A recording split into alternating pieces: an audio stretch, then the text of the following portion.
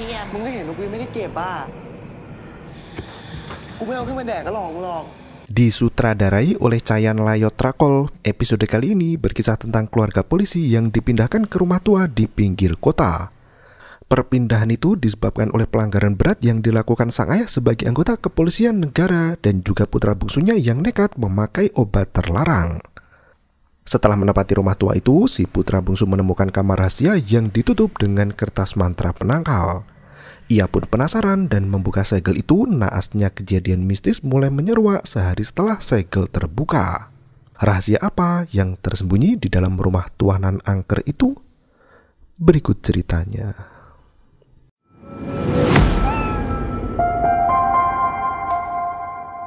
Malam itu, Linda, Chawin, dan kedua orang tuanya hengkang dari rumah menuju ke tempat singgah sementara. Mereka melakukan perjalanan panjang dengan mobil pribadi untuk sampai ke tujuan. Sembari mendengarkan radio, pemberitaan malam itu ramai membicarakan skandal penemuan narkoboy di rumah seorang perwira senior. Tak hanya Chawin yang ketahuan pakai narkoboy, ayah Chawin juga merupakan seorang perwira senior yang juga terlibat kasus suap kasino. Dua kasus besar yang menjerat keluarga anggota polisi ini menjadi sangat viral hingga dihujat seluruh warga Thailand. Meski satu keluarga lengkap berada di dalam mobil, mereka sama sekali tak ada yang angkat suara. Semua hening dan diam seribu bahasa. Jalanan aspal yang halus kini berubah menjadi terjal dan berbatu. Selang beberapa jam kemudian, mereka sampai juga di tempat tinggal sementara karena rumah mereka masih digeledah tim penyidik. Ibu menatap tajam ke arah Chawin yang dituduh sebagai biang perkara. Mereka membawa barang pribadi ke rumah yang tampak usang dan kotor. Linda terenyah melihat tangga naik yang menyambut mereka dari arah pintu. Suasana mencekam sangat terasa hingga ibu pun enggan naik ke lantai 2. Ayah masih berada di dalam mobil hingga patroli polisi datang menghampiri. Paman sengaja mengerahkan anak buah untuk membantu memindahkan barang pribadi mereka dari rumah sebelumnya. Paman bersedia menangani kasus yang membelit suami ponakannya itu karena mereka sama-sama anggota polisi. Setelah paman pergi, ibu terlihat panik karena ternyata ayah membawa uang suap itu ke rumah. Ayah masih membela diri dan berkata jika rumah mereka adalah tempat yang paling aman. Tapi ternyata anak Linda sendiri yang melaporkan kasus suap ayah kepada KPK. Ayah kembali duduk di kemudi mobil sembari menahan air mata yang sudah akan tumpah. Dan film pun dimulai. Chawin masuk kamar dengan satu ranjang yang berbekas kehitaman. Ia langsung keluar dari kamar itu untuk mencari kasur lainnya. Chawin terenyah melihat pintu kamar lain yang berada tepat di sebelah kamarnya. Pintu itu ditempeli kertas mantra dan digembok dengan rantai besi. Chawin sangat penasaran dan mengintip ke dalam kamar. Ia tak bisa melihat ada apapun di dalam sana dan melenggang pergi ke kamar Linda. Ia melihat kasur di kamar Linda yang terlihat sangat nyaman, tak seperti yang ada di dalam kamarnya. Linda langsung menyalahkan Chawin yang melaporkan sang ayah atas kasus suap hingga mereka harus pindah ke tempat singgah sementara. Chawin terpaksa kembali ke kamar dan tidur di atas kasur usang dengan bekas kotoran di atasnya. Tepat jam 12 malam, Chawin terbangun dari tidurnya dan menyambangi kamar aneh di sebelah. Ia sangat penasaran ingin melihat isi kamar itu, siapa tahu ada kasur empuk yang enak dibuat tidur. Karena terlalu mencurigakan, Chawin mencari kunci gembok pintu itu namun tak bisa menemukan satu kunci yang cocok. Ia pun mengguncang pintu itu hingga kertas mantra mulai robek menjadi dua bagian yang sama. Chawin mulai merasakan ada hawa mistis di sekitarnya. Seketika itu, Chawin terenyah mendengar dentuman dari dalam kamar rahasia yang membuat pintunya bergetar kencang.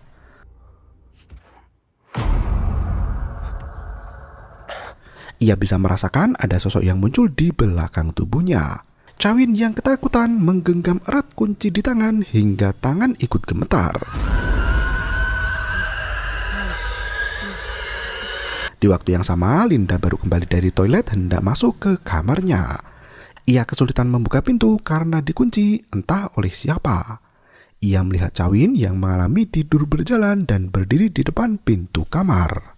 Ia membangunkan Chawin hingga terperanjat dari mimpi buruk dan kunci rumah terjatuh ke lantai. Linda langsung menghampiri kunci itu untuk membuka pintu kamarnya sendiri. Anehnya, pintu kamar itu sudah terbuka, tak seperti sebelumnya yang terkunci rapat. Chawin sedikit kesal dan memperingatkan Linda untuk tidak cari gara-gara. Pagi harinya, ibu masih sibuk menata pakaian dari koper ke dalam lemari. Ia sangat kesal dengan sang suami yang mengeluarkan seragam polisi dari lemari. Ayah tertegun melihat sikap kasar istri cantiknya itu dan mengambil seragam itu. Ia menghela nafas panjang sembari memperhatikan seragam merah pramugari. Ia merasa rindu dengan masa lalu saat sedang jaya-jayanya dulu. Ibu memakai seragam pramugari itu lagi sembari melamun seharian di dalam kamar.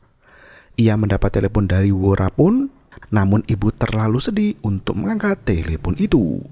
Ibu memilih menangis seharian sembari meratapi nasib malangnya saat ini. Malam harinya, ayah sudah membeli makanan dan makan bersama anak istri. Linda datang terlambat ke meja makan dan sibuk dengan ponselnya saja. Ibu sangat terganggu dengan sikap anak gadis yang tak ada bagusnya. Ia menegur Linda untuk menjaga sikap saat makan bersama keluarga. Saat Linda hendak membawa piring ke kamar, ibu mengungkapkan kekesalannya dan melarang Linda untuk makan. Gadis itu mengembalikan piring ke meja dan langsung masuk ke kamar lagi. Ibu berusaha tetap sabar dan menghabiskan makanan, namun suara dentuman terdengar kencang dari lantai 2. Ibu berpikir suara itu pasti berasal dari kamar Linda yang marah-marah sendiri. Ibu langsung naik ke atas dan meminta Linda untuk turun. Anehnya, Linda masih duduk di ruang keluarga dan belum masuk ke kamar. Menyadari suara itu bukan dari kamar Linda, ibu menyadari ada yang aneh dengan rumah itu. Chawin memberitahu ibu tentang kamar rahasia yang berada di seberang kamarnya. Ayah ikut memeriksa ruangan itu, namun tetap tak bisa dibuka dengan kunci manapun. Ayah terpaksa mendobrak pintu dengan tubuh kekarnya. Sementara ibu bekerja dengan akalnya menggunakan palu untuk memutus rantai besi itu. Benar saja, hanya dengan sedikit tenaga, ibu bisa membuka pintu kamar itu dengan mudah. Mereka memeriksa kondisi kamar yang tampak kosong tak berpenghuni. Linda sama sekali tak tertarik dengan kamar itu dan melenggang pergi. Ibu menyalakan lampu kamar di mana tampak perabotan sofa yang tertutup kain usang. Mereka pergi dengan mematikan lampu kembali dan mengunci pintu seperti sedia kala. Ibu masih tampak kesal dan bertanya akan sampai kapan mereka di tempat singgah sementara itu. Ayah belum bisa memastikan karena proses penyidikan masih berlangsung. Ibu berniat membawa anak-anak ke rumah orang tuanya di desa. Ia mendukung cita-cita Chawin yang hendak mengikuti ujian penerbangan agar bisa menjadi pilot. Ayah kesal mendengar hal itu. Ia tak suka Chawin menjadi pilot karena sebenarnya Chawin bukan anak biologisnya sendiri. Ayah menolak keras keinginan Chawin yang hendak mengikuti jejak ayah kandungnya yang juga pilot itu. Ibu terhenyak mendengar hal tersebut. Ia masih merasa bersalah atas kesalahan manisnya di masa lalu. Chawin memeriksa berita di internet yang masih terus membicarakan tentang keluarganya. Di waktu yang sama, ayah mengisi pistol dengan peluru seolah ada firasat buruk yang akan menghampirinya. Di malam yang semakin larut, ibu sibuk membuka botol alkohol di dapur hingga terdengar derap langkah kaki seseorang di belakangnya.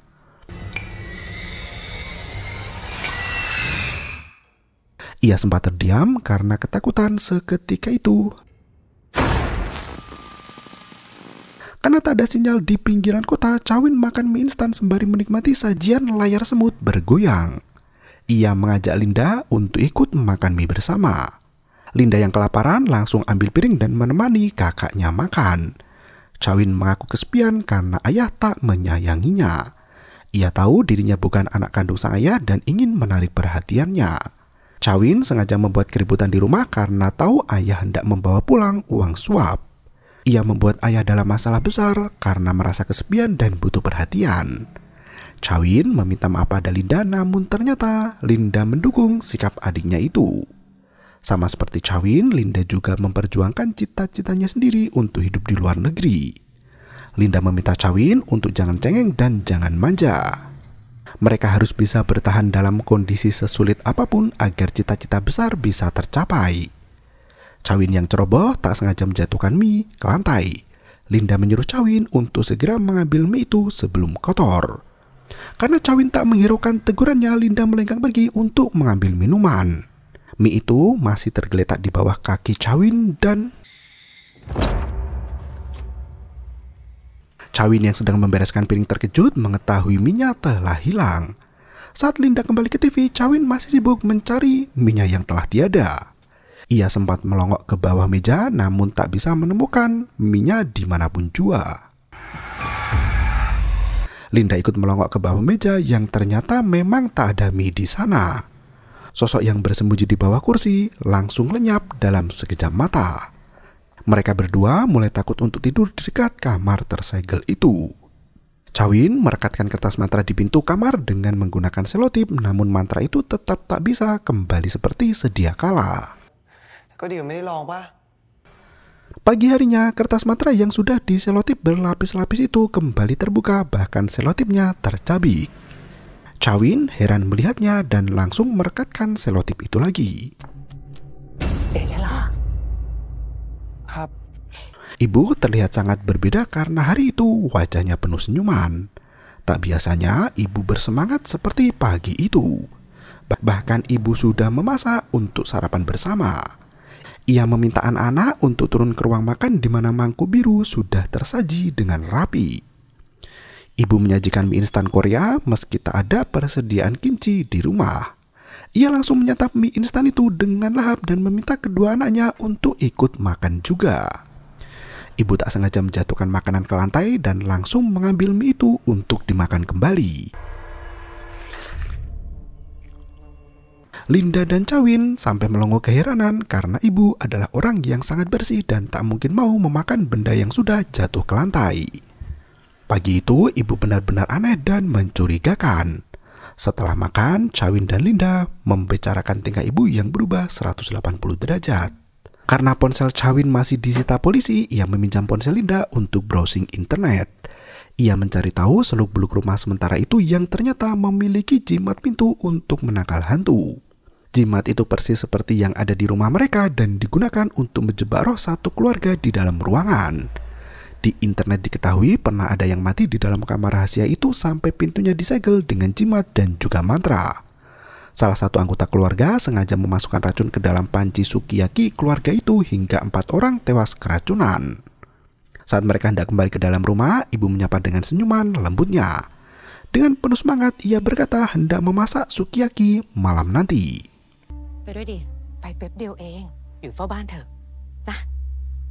Tepat jam 7:30 malam, sup sukiyaki itu sudah mendidih di atas panci. Ayah dan ibu menyantap sajian makanan dengan lahap sementara Linda dan Chawin hanya terdiam memperhatikan. Ibu panik melihat reaksi Chawin dan Linda saat menyantap sukiyaki buatannya itu. Ia mengira rasa masakan tidak enak. Ibu langsung mencacah daging ayam di atas meja untuk menambah selera makan mereka semua. Ayah terkejut melihat tingkah istrinya yang sangat aneh seharian ini. Ibu justru berteriak jika ia memiliki gelar tinggi namun berkarir di dapur tanpa memiliki pekerjaan apapun juga. Ia membahas selingkuhan suaminya di kantor polisi yang sering dicurhati tentang sikap kurang manisnya itu. Ibu sampai murka sampai menodongkan pisau daging ke kepala Chawin. Ia berkata jika mereka berdua sama-sama saling menyelingkuhi. Ia bahkan memarahi suaminya sendiri yang dianggap terlalu banyak bicara. Kini ibu menuduh Linda sebagai kakak yang jahat karena membenci adiknya sendiri. Linda dituding tak mau berbagi harta warisan dengan Chawin karena beda bapak. Ibu bisa mengirim Linda ke luar negeri dengan uangnya sendiri, namun ayah melarang semua keinginan anggota keluarga. Sebagai kepala keluarga, ayah bertindak terlalu egois hingga selalu mementingkan keinginannya sendiri. Ibu semakin bertingkah gila dan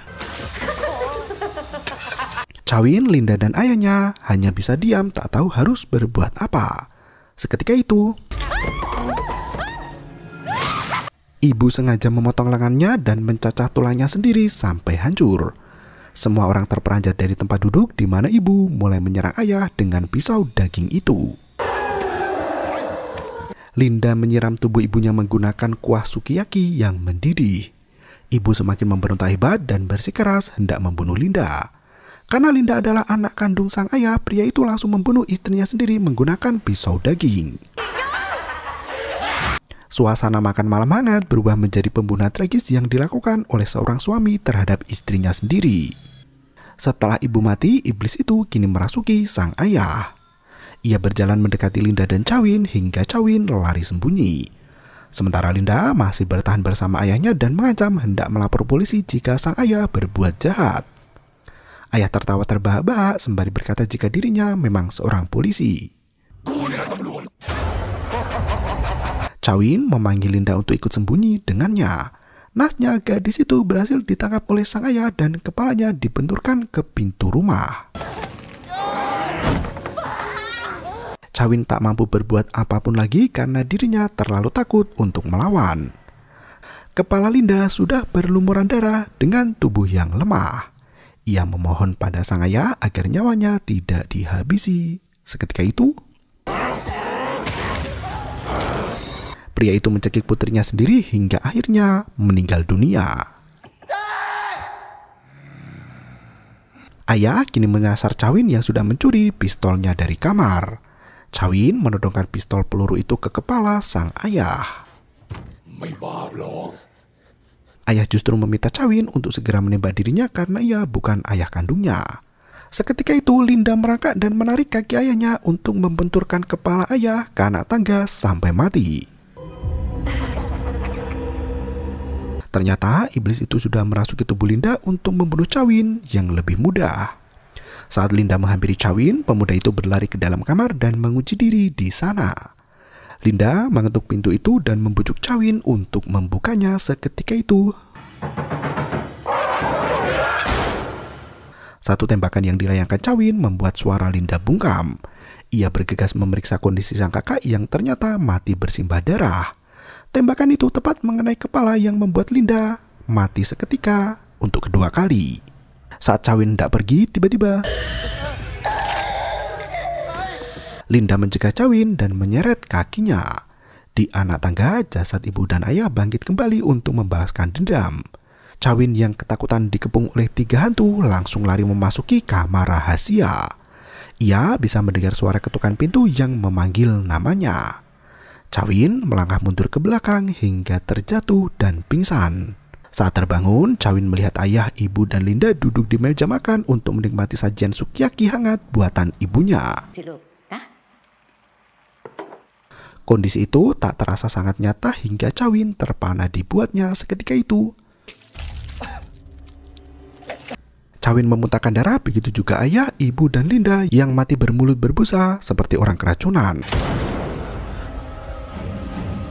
Saat terbangun kembali, Chawin melihat dirinya yang sibuk menata jasad keluarga di atas sofa. Chawin memotret dirinya bersama 3 mayat keluarga sembari melirik tajam dan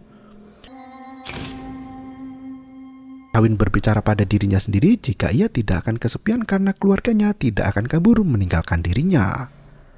Chawin keluar dari kamar itu dan menyegel pintu dengan mantra penangkal. Setelah mengurung anggota keluarganya sendiri di dalam kamar rahasia itu, Chawin memilih untuk mengakhiri hidup. Tepat jam 12 malam, Chawin terbangun di depan pintu kamar setelah Linda memanggilnya. Ternyata film pun berakhir.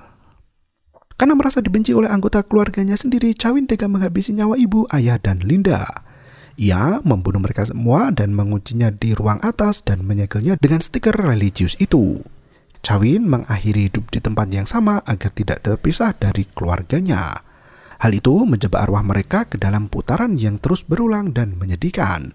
Dengan cara tertentu, Chawin selalu menemani keluarga karena roh mereka melakukan pembunuhan massal dan mengulangi siklus yang mirip untuk selamanya.